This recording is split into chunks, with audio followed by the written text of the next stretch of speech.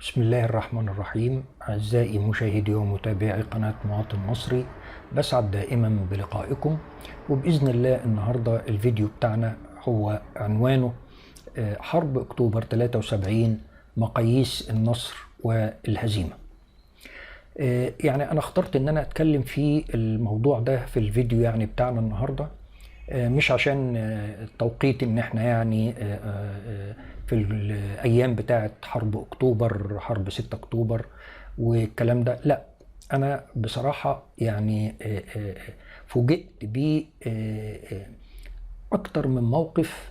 انا بصراحة كنت مذهول منه. ناس تسألني تقابلني وتسألني لما تعرف ان انا كنت ضابط في الجيش، يعني يسألوني: هو احنا صحيح اتهزمنا في 73؟ حاجة غريبة جدا. يعني تخيلوا ان يعني مش الكلام ده مش من المصريين بس.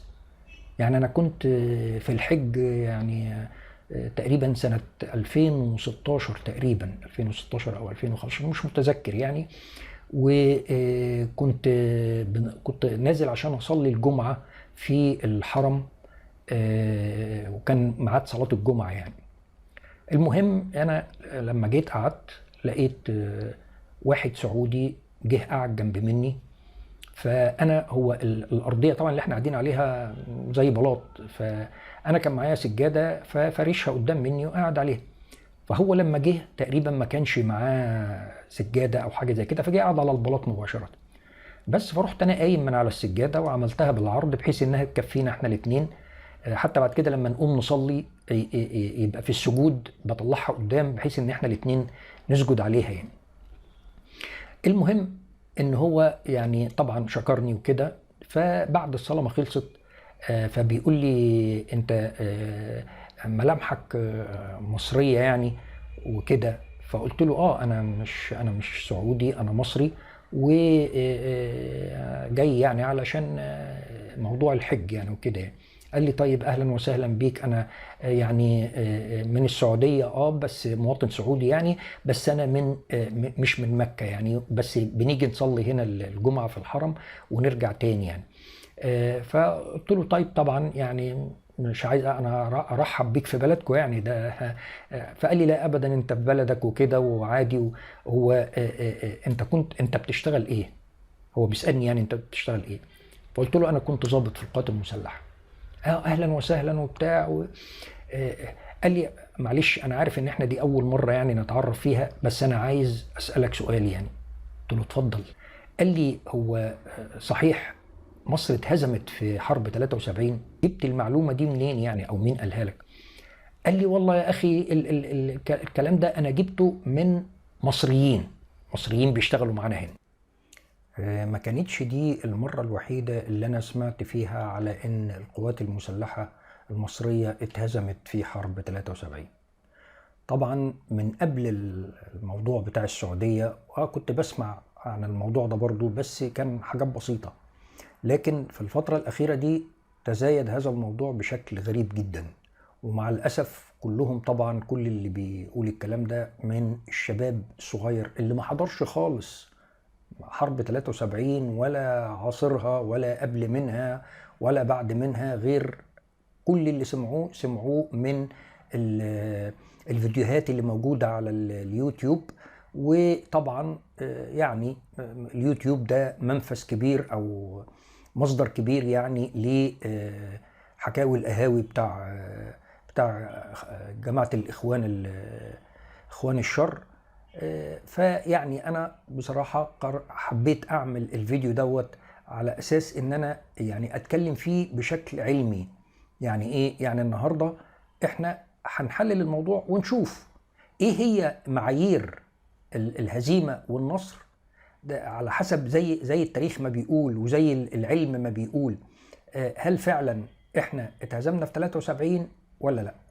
طبعا هنبتدي الموضوع من اوله، وهو ان بعد بالظبط استلام الشهيد انور السادات، او اللي كان رئيس الجمهوريه يعني في ذلك الوقت، استلام الرئاسه بعد وفاه جمال عبد الناصر. طبعا كان البلد في حاله يرثى لها. طبعا هزيمة في 67 هزيمة منكرة، ولازم نعترف بالكلام ده، وبإذن الله برضو هيبقى لنا فيديوهات كتير نتكلم فيها عن هذا الموضوع. طبعا في جزء تاني باقي اللي هم ورثة عبد الناصر، متخيلين ان لا ما دام عبد الناصر توفى السادات ما ينفعش يبقى هو الحاكم، لا هم لازم يمشوا على مزاجه، الكلام ده كله لحد ما ربنا الحمد لله سترها معانا، والسادات عمل حاجة اسمها ثورة التصحيح نتيجة خيانة بعض الناس دول، وبرضه هنبقى نتكلم عليها في وقتها، وأزحهم كلهم من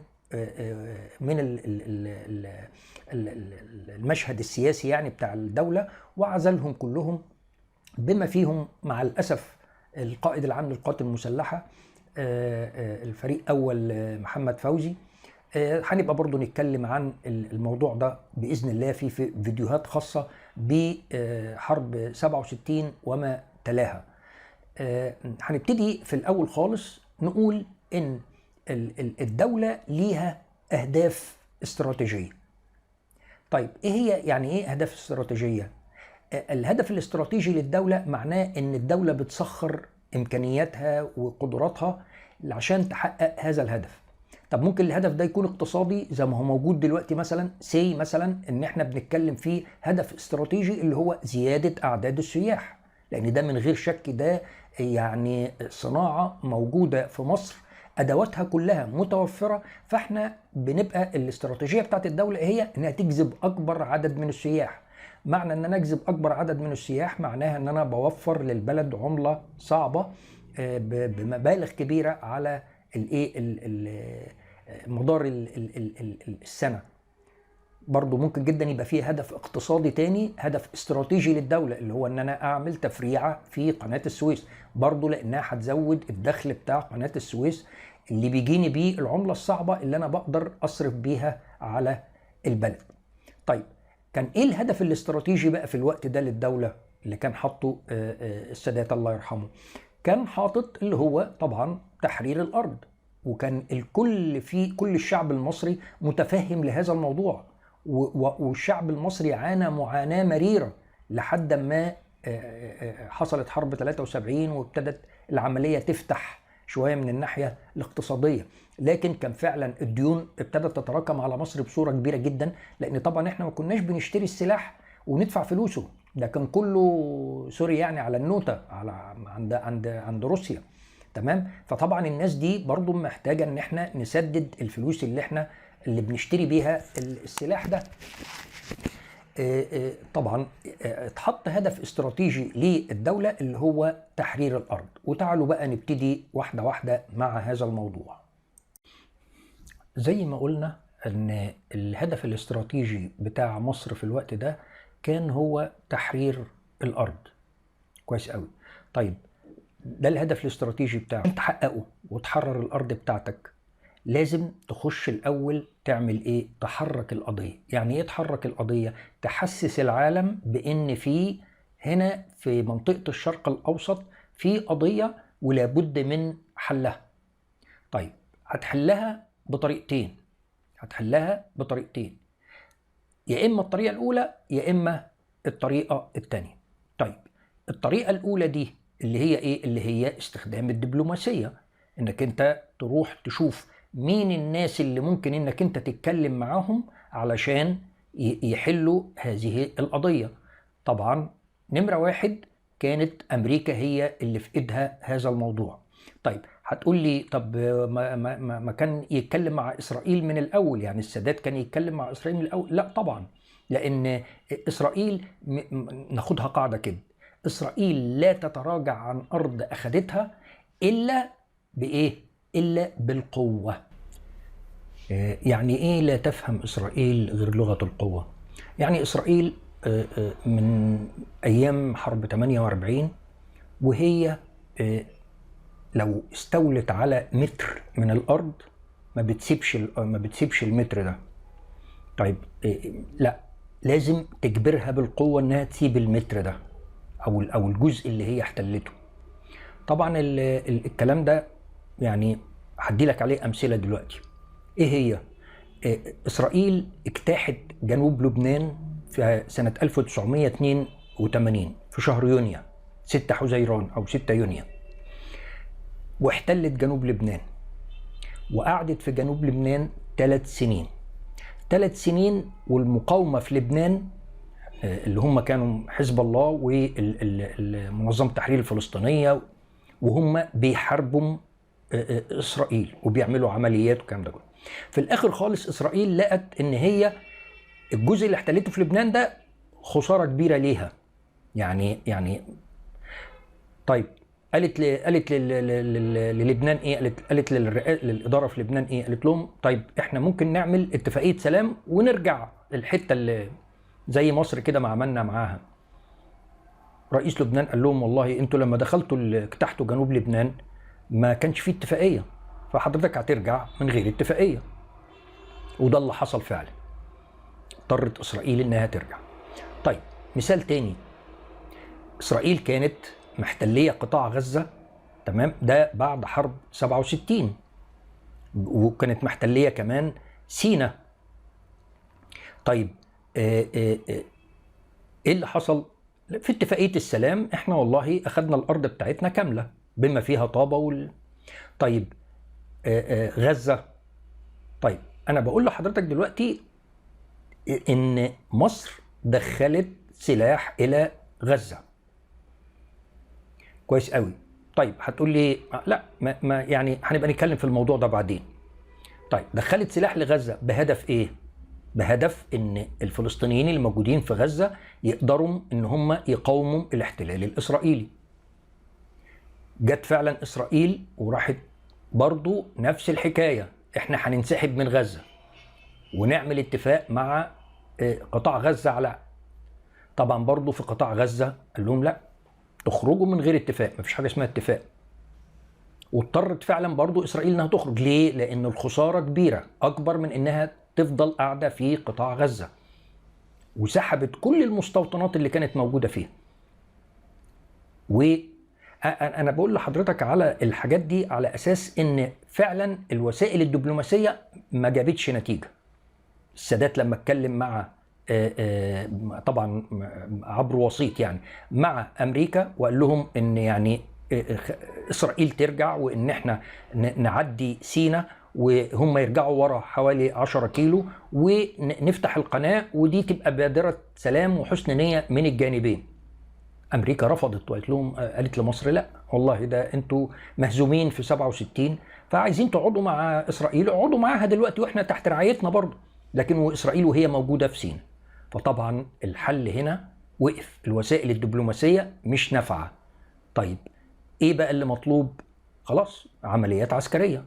يبقى الحرب هنا وسيلة، تمام، لتحقيق هدف سياسي اللي هو تحرير الأرض. يبقى هنا مصر اختارت الحرب كوسيلة لتحقيق الهدف بتاعها اللي هو تحرير الأرض. طبعا الموضوع ما هوش يعني كلمتين بيتقالوا وخلاص، لا طبعا هي العملية معقدة جدا. ازاي تجهز الجيش بتاعك، وازاي تجهز الشعب كمان، وازاي تجهز الاقتصاد بتاعك، ويعني مواضيع هنبقى نتكلم فيها بعدين. لكن كان هناك 4 مراحل لعملية الحرب لازم تتم علشان نقدر ان احنا ننتصر في هذه المعركة. ال4 مراحل دول هنشوفهم وهنبتدي نتكلم عنهم. أول بند هنتكلم عليه اللي هو ضرب مراكز القيادة والسيطرة. يعني إيه مركز قيادة وسيطرة؟ مراكز القيادة والسيطرة دي يعني لو فرضنا مثلا إن في كتيبة، الكتيبة دي بيبقى فيها مركز قيادة. مركز القيادة ده عشان يتصل بالمجموعات بتاعته اللي هي السرايا ويتصل بقيادة اللواء اللي هي القيادة بتاعته، لازم يبقى فيه محطات لاسلكي تقدر تعمل عملية الاتصال ديت. وفي نفس الوقت مركز القيادة نفسه بيدي الأوامر للوحدات بتاعته، يعني كتيبة تدي الأوامر بتاعتها، قائد الكتيبة يعني يدي الأوامر بتاعته لقادة مثلا السرايا. طب لو اتضرب المركز ده اللي فيه يبقى السرايا كل سرية هتشتغل لوحديها، مش هيوصل لها أوامر وخلاص تتصرف فيها طبعا الكلام ده بيشل القدرة بتاعة العدو. طيب نمرة واحد، احنا كلنا نعرف ان ان الحرب ابتدت الساعة 2:05. تمام، كويس قوي. طيب لكن فعليا لا، هي الضربة الجوية في ضربة جوية أولى وفي ضربة جوية تانية، بس مع الأسف الضربة الجوية الأولى الإعلام ما غطاهاش كويس، ما اتكشفش عن الوثائق بتاعتها لحد دلوقتي. لكن هو طبعا اتعمل فيلم عن الموضوع دوت اسمه أبابيل. طبعا هو الفكرة كانت ايه في الموضوع؟ ان في مركز قيادة رئيسي موجود في سيناء، ده بيقود كل القوات الإسرائيلية ويحقق الاتصال بينهم، سواء بقى دفاع جوي، قوات برية، قوات مدرعة، مدفعية، طيران، كل الكلام ده. المركز ده كان موجود في حتة اسمها مرجم، موقع موجود في سيناء اسمه مرجم. وكان في موقع تاني في جبل مخشيب. تمام، ده الموقع ده كان ده إعاقة وشوشرة. كويس قوي. طيب في طلعة حصلت بطيارتين TU-16، طيارات قاذفات ثقيلة، دي اللي كانت موجودة عند مصر في الوقت ده. الطيارات دي كانت بتضرب زي صواريخ مجنحة. تمام، الصواريخ ديت كانت عبارة عن طيارة زي يعني تقريبا يعني زي طيارة ميج 25. الطيارة TU-16 بتشيل صاروخين من نفس الطراز دوت، فبقى عندك 4 صواريخ يطلعوا يضربوا من الطيارة TU-16 على مرجم. طبعا طب الطلعة دي تمت الساعة 1:30 تقريبا، تمام، قبل الضربة الجوية نفسها اللي ابتدت الساعة 2:05. طيب الضربة الجوية دي ما أعلنش عنها نهائي، أو ما القادة بتوعهم ما خدوش التعليمات بتاعتهم إلا قبل الحرب ب48 ساعة. وبإذن الله هيبقى في وقت بإذن الله تاني أشرح لحضرتك، أو بمعنى أصح فيديو كامل للواء الله يرحمه أحمد الجواهرجي، بيشرح فيه، لأنه هو كان قائد الرف ده أو قائد السرب ده اللي هو هيطلع ينفذ المهمة، وكان تشكيله من طيارتين. طلع بدون حراسة. المفترض طبعا الطيارات دي طيارات تقيلة، فبالتالي سهل اصطيادها بكل. طبعا الحمد لله ان ربنا سبحانه وتعالى طبعا كان معانا في الموضوع دوت في الحرب دي. والطيارتين دول لحد ما وصلوا فوق الهدف اليهود كانوا طافيين الرادارات بتاعتهم، فما كانش ينفع يضرب الصواريخ او قائد السرب ده يضرب ال4 صواريخ دول الا اذا الرادارات دي اشتغلت. ليه لازم تشتغل؟ لانه بيركب البيم او الشعاع بتاع الرادار، الصاروخ بيركب البيم بتاع شعاع. فجأة والطيارتين فوق الهدف راحوا مشغلين الرادارات. تفهمش بقى ساعتها كان في صيانة ولا ايه، ولا كله يعني بفضل ربنا سبحانه وتعالى. طبعا هتقولي طب هم لو ما كانش اتفتحت الرادارات كان هم عملوا ايه؟ ولا حاجة، كانوا رموا الصاروخين وخلاص، ده ضرب مساحي بقى. لكن كون ان الرادارات تشتغل والبيم بتاع الرادار ده يطلع، اللي هو البلس، النبضه يعني بتاعت الصواريخ، لما هتركبها لا هتنزل على المكان اللي طالع منه البلس ده، فبالتالي هو ده مركز القياده والسيطره بتاع مرجم. طيب لو ما كانش الرادارات دي اتفتحت كان ايه اللي هيحصل؟ كان هيضرب الصواريخ بتاعته، ويعني ممكن تقع بعيد عن الهدف شويه. لكن الحمد لله ربنا ستر، والرادارات دي اشتغلت فجاه والطيارات فوق الهدف. فطبعا عمل المانوفر بتاعته، المناوره يعني بتاعته، ونزل على المستوى اللي يقدر يضرب منه الصواريخ، وضربوا 4 صواريخ. كان بمثابه ان المركز خرج بره الخدمه، وما قدروش يرجعوه تاني طول فتره الحرب. فبالتالي اصبح كل العناصر بقى، مجموعات العمليات بتاعتهم والفرق والكلام ده كله، كل واحد بيشتغل لوحده. وده طبعا عمل ارتباك جامد جدا، ارتباك جامد جدا. طيب امال بقى الضربه الجويه بقى اللي جت بعد كده بقى، اللي هي بتاعت الساعه 2:05 دي، عملت ايه؟ دي ضربت بقيه مراكز القياده والسيطره بقى اللي اقل. مركز قيادة وسيطرة بتاع مجموعة عمليات، بتاع فرقة، بتاع كتيبة، زائد الدفاع الجوي، صواريخ الهوك اللي كانت عندهم والمدفعية المضادة للطيارات اللي كانت عندهم، الكلام ده كله، بحيث ان كل القوات اللي يعني هي اسرائيل بتعتمد في الدفاع بتاعها على اساس ايه؟ ان كان عندها نقط قويه على خط القناه، تمام، وفي احتياطيات ورا. الاحتياطيات دي ما بتندفعش الا اذا بلغت النقط القويه اللي في القدام دي ان في اجتياح للقناه، تمام، فبيضطر ان هم يبلغوا. طب مفيش بلاغات، مفيش. طب الاحتياطيات اللي بتطلع دي بتطلع بناء بقى على ايه؟ بناء على اتصالات تانية الله اعلم، او بناء على ان هم بيشوفوا ان في طيارات هجمت، يبقى بالتالي في قوات بريه هتعدي. طبعا ارتباك حصل جامد جدا. وعشان كده القوات المصريه لما هنقول على عمليه العبور، لا، الخسائر بتاعتها لم تكن بالشكل المتوقع نهائي نهائي. طيب ده كان البند الاول. البند الثاني اللي هو حرمان العدو من التفوق الجوي.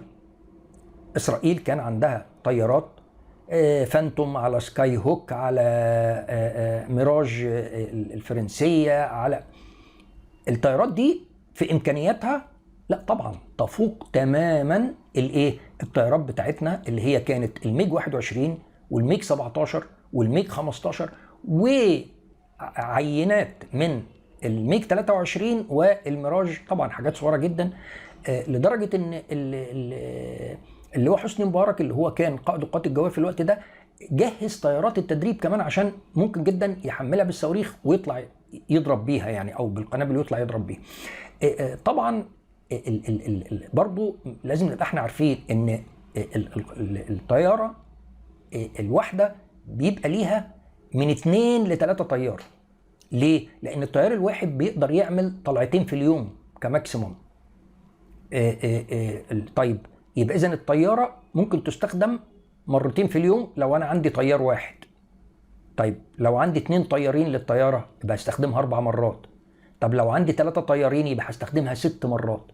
ما هي الطيارة مش بتتعب، الطيارة بس مجرد انها بترجع تتحمل بالذخائر والكلام ده كله، وتتمون بالوقود، والطيار التاني بيطلع ياخدها ويطلع على طول، تمام. فبالتالي طبعا ما كانش فيه وجه للمقارنة ما بين القوات الجوية المصرية والقوات الجوية الإسرائيلية نهائي، تفوق كامل. طيب هم بقى عشان نحرمهم من التفوق الجوي بتاعهم دوت نعمل ايه؟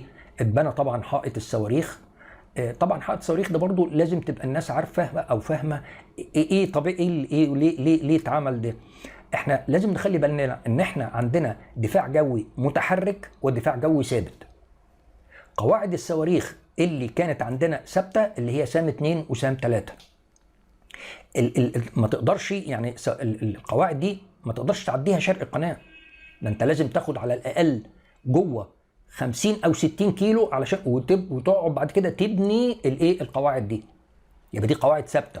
طيب انشئت فين؟ انشئت غرب القناه، قبل القناه، لسه ما عديناش، قبل القناه كويس قوي. طيب بحيث انها تغطي قدامها اقصى مسافه ليها اللي هم من 20 ل 25 كيلو.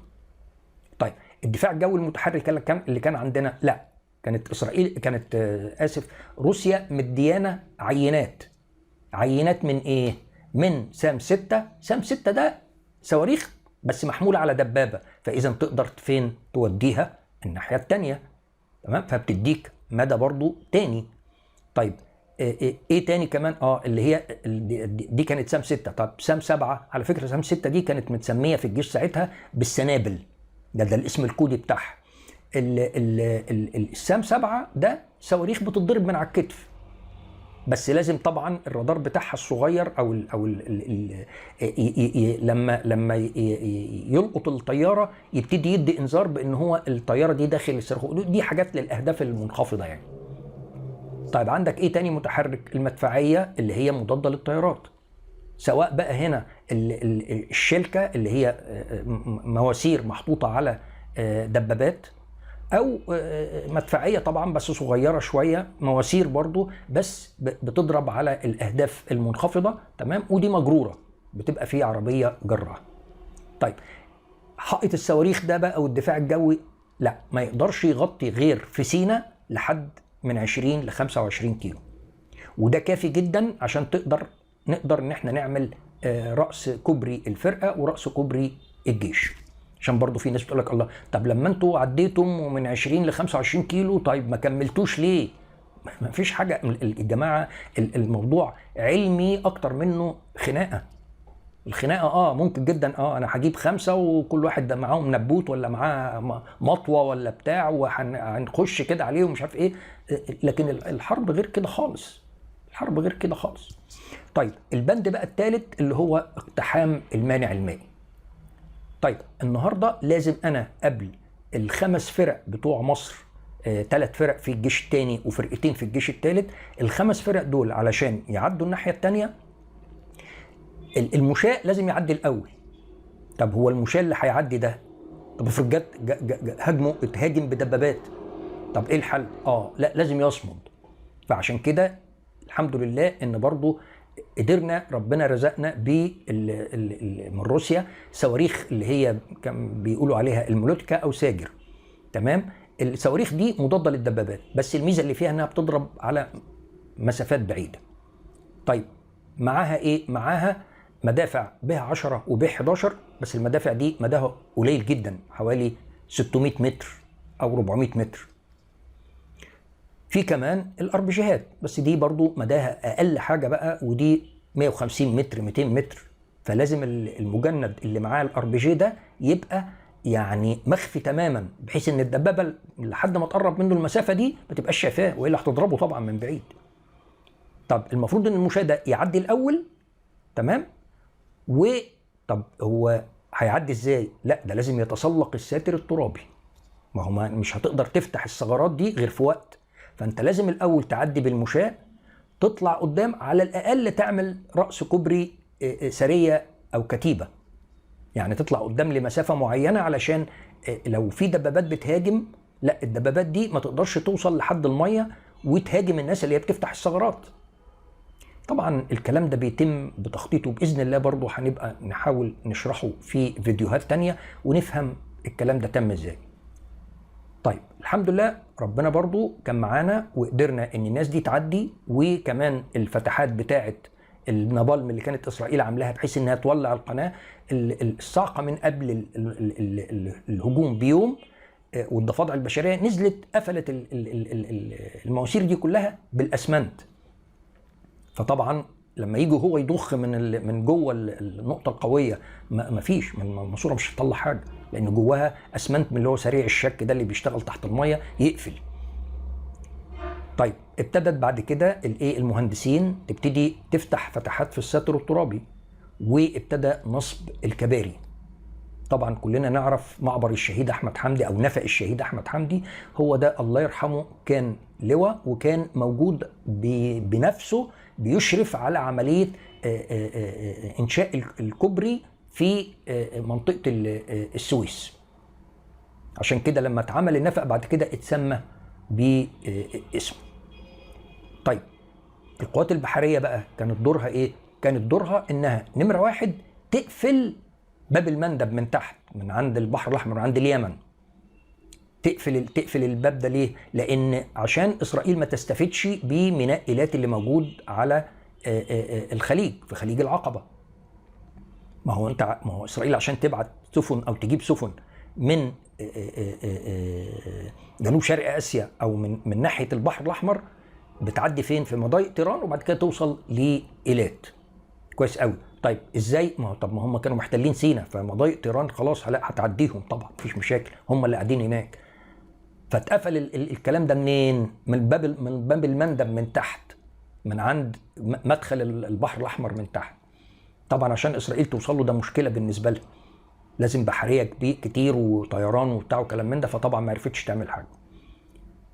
طيب ايه تاني كمان؟ لا البحريه كانت في البحر الابيض المتوسط بقى من الناحيه الثانيه، بتساعد القوات اللي هي بتعدي في سيناء، بتضرب بقى من ناحيه بورسعيد ووصلت لحد رمانه. رمانه دي قبل العريش بحوالي تقريبا 60 كيلو، وصلت لحد هناك وضربت، لان منطقه رمانه دي كان مركز لوجستي كبير، لوجستي اللي هو يعني فيه المؤن والذخائر والحاجات اللي زي دي، عشان تمون. ضربته البحريه، ضربت المخازن دي لمده يومين تضرب فيه لحد ما شطبت عليه. طبعا الكلام ده كله اللي انا قلته في دقائق ولا ثواني ده طبعا اخذ فتره طويله جدا، اخذ سنين علشان. طبعا كانت البدايه برضو لازم نقول على الجزء ده اللي هو ايه، خطه الخداع اللي اتعملت. طبعا بامانه الفضل كله في خطه الخداع دي ترجع للشهيد انور السادات الله يرحمه.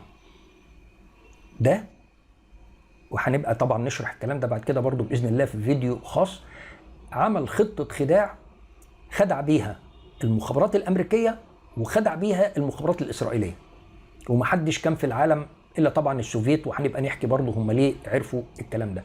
وقدر يقنع العالم كله ان مصر خلاص ماتت ومش هتحارب وما فيش حرب ومش هنقدر نعمل حاجه والكلام ده كله. النقطه الاخيره برضه اللي انا عايز اقولها ان ايه، ان انت بالطريقه دي حركت القضيه. طيب الناس بقى اللي بيشككوا في الموضوع لك لا ده انت اتهزمت وبتاع، ليه؟ عشان موضوع الثغره. طبعا الثغره دي يعني انا برضو هشبهها شويه باللي حصل في الحرب دلوقتي اللي ما بين روسيا وما بين اوكرانيا. روسيا في الاول اجتاحت، خدت الجزء اللي هي كانت عايزاه او اقل منه شويه، او يعني كويس قوي، يعني حققت الهدف بتاعها. طيب حصل شويه اختراقات دلوقتي، اوكرانيا بالجيش بتاعها بيخش كده في حتت، يعني يعمل اختراق كده 2-3 كيلو ولا بتاع ويقف يزمر ويهلل. طبعا برضو انا مش هفتي يعني، بس هقول لكم هفكركم ان كل الكلام ده هيتحاصر، يعني كل الاختراقات اللي عملتها اوكرانيا دي هتتحاصر وهتتدمر. لان حته ان انا اعمل ثغره في مكان، ويعني انتوا عارفين الثغره دي كان عرضها ما بين الجيش الثاني والجيش الثالث حوالي 10 كيلو. ال10 كيلو دول لو اتقفلوا كل القوات اللي عدت دي بالسلامه، دي خلاص في المصيده. علشان هم يفتحوا الثغره دي تاني ده مشكله. فعشان كده زي برضو الكلام اللي انا قلته قبل كده، ان النهارده اسرائيل ما بتسيبش متر الا اذا اجبرت على كده. ايه اللي يخلي اسرائيل تفك الثغره وترجع؟ اول اختيار على فكره ما بين كيسنجر وما بين السادات، كان كيسنجر بيعرض على السادات يقول له ايه، طب رجع القوات المصريه كلها ورقه زي قبل 6 اكتوبر، رجعهم، واحنا كمان ايه نخلي اسرائيل ترجع الناس اللي عندها. وده الخلاف اللي حصل ما بين حسني، ما بين الله يرحمه السادات، وما بين الله يرحمه الشاذلي، الفريق الشاذلي اللي كان رئيس اركان حرب القوات المسلحه. طبعا الفريق الشاذلي ده راجل عسكري ما هوش ملم بكل النواحي السياسيه اللي موجوده بتاعت الدوله، لكن رئيس الدوله هو الوحيد اللي ملم بالناحيه العسكريه وملم بالناحيه السياسيه. يعني شايف الموقف العسكري قدامه شكله ايه، وكمان الموقف السياسي، لان الاثنين متداخلين جدا. فاللي حصل طبعا ان اسرائيل لقت ان، او امريكا بمعنى ادق برضه لقت ان ايه، ان مع الوقت لا الثغره دي لو اتقفلت هتبقى هزيمه كامله للجيش للسلاح الامريكي، وهتبقى اسرائيل برضه في وضع سيء جدا، لان اللي عدى في الثغره دي مجموعه عمليات كامله اللي كان فيها شارون الله يجحمه مطرح ما راح، تمام. فهو المجموعه دي مجموعه عمليات كامله، لا ده عددها كبير. ده الثغره دي في دبابات دخلت من الثغره واتدمرت جوه. طقم الدبابه الاسرائيلي اللي كانت بتحارب، الطقم 4 افراد، كانوا بيلاقوا فيها 3 افراد بس، لان العدد مش مكمل عندهم. فقال لك احنا نعمل الثغره دي ونقف قدام العالم وبعدين نقول ايه، ارجعوا واحنا نرجع. طبعا الكلام ده السادات ما وافقش عليه، وقال للكيسنجر في اخر حاجه خالص، قال له بص انا ما اقدرش، انا القاده العسكريين بتوعي بيضغطوا عليا، والشعب كمان بيقول ليه ما تقفلوا الثغره دي، ايه المشكله يعني. فما راح كيسنجر ورجع قال له طب خلاص نعمل مفاوضات الكيلو 101 اللي هو اللي بتاع السويس دي، ونعمل المفاوضات دي وايه، اسرائيل بس عايزه ضمان واحد، ان ايه، ان مصر ما ترجعش تهجم تاني. قال له طب ايه الضمان ده؟ قال له يعني ايه، نخفض القوات اللي موجوده في شرق القناه. مفيش مشكله. طبعا انا هبقى هشرح لكم في فيديوهات بعد كده، لان احنا فعلا انا اول ما اتخرجت كنت فين، في نقطه قويه مفيش بيني وبين اليهود غير القوات الامم المتحده. وكان المفروض برضو ان يعني طبعا ما كانتش لسه اتفاقيه سلام اتعملت، بس كانت اتفاقيه الفصل الاولانيه كانت اتعملت، وكان اليهود سابوا الثغره ورجعوا، واحنا اتخرجنا ورحنا في سيناء. اقسم بالله ويمين حسبنا عليه ربنا يوم القيامه ان انا كنت قائد الفصيله دي، وكان ممنوع عليا ان انا، او ممنوع على القوات المصريه انها يبقى في الصواريخ اللي هي اللي بتاعت الدبابات اللي انا قلت عليها تبقى موجوده، ولا الصواريخ اللي هي سام 7 اللي بتتشال على الكتف، وحاجات كتير جدا.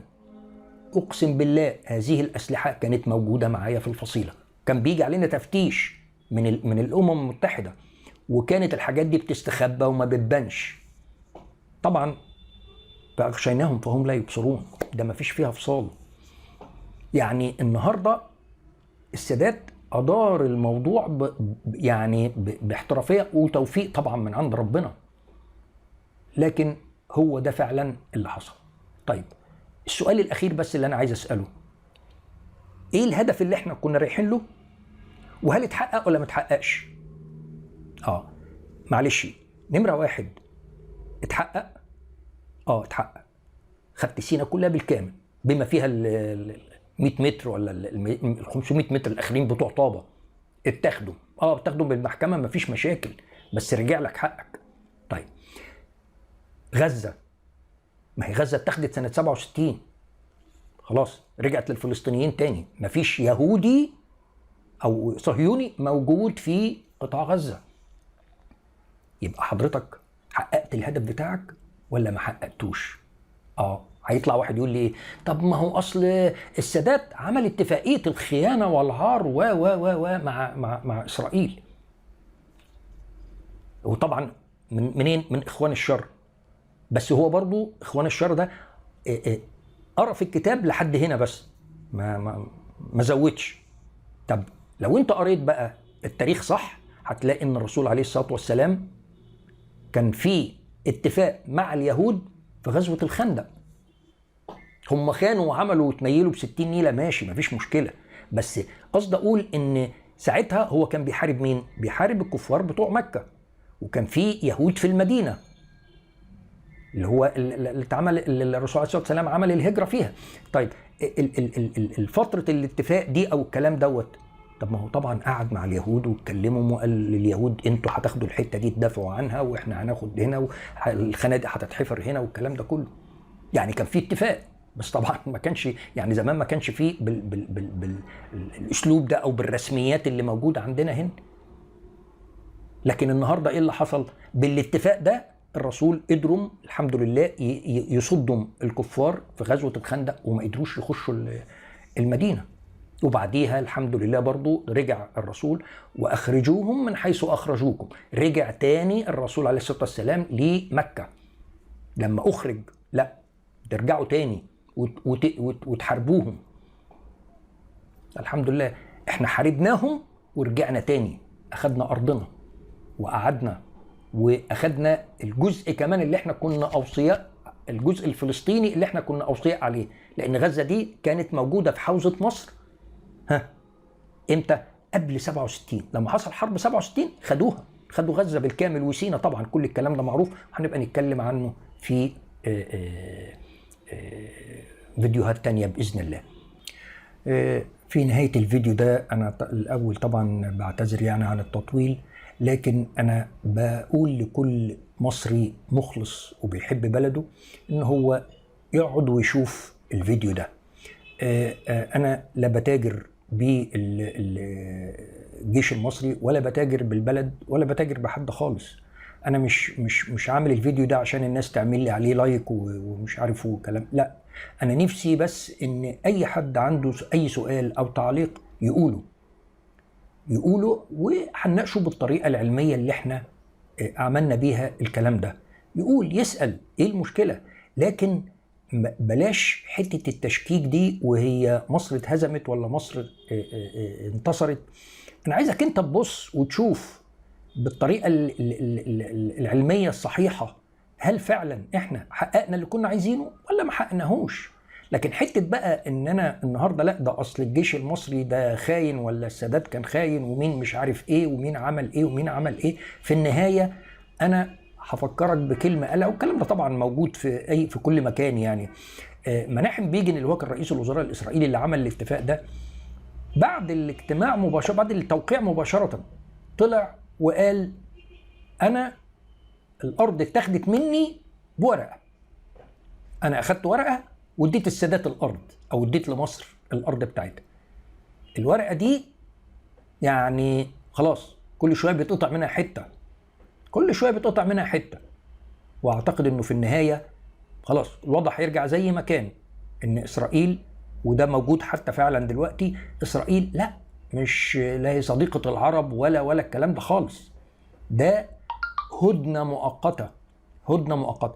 ويعني طبعا في القرآن وفي كل حاجة، ونقدر ان احنا نرجع للي احنا عايزينه. مرة تانية آسف للتطويل عليكم، ومنتظر أسئلتكم وتعليقاتكم، وشكرا لحسن استماعكم.